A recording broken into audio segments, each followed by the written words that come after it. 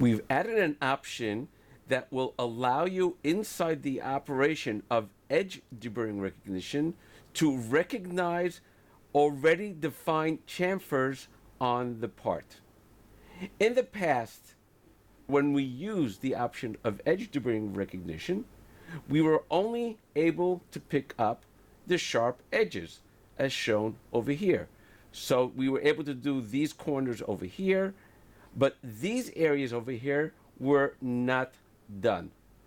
So in order to do that, we've added an option that will allow us to include those particular chamfers.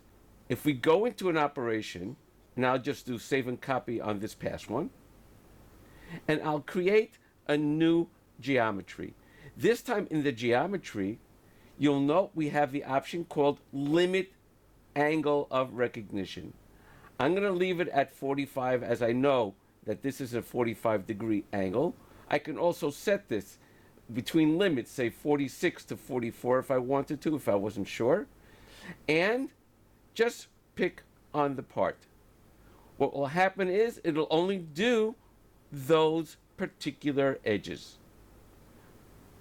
I have my chamfer tool as shown over here, in this particular case a 4mm chamfer tool, and you'll notice at the length, since we're going down to that line, the chamfer depth is set automatically at 0.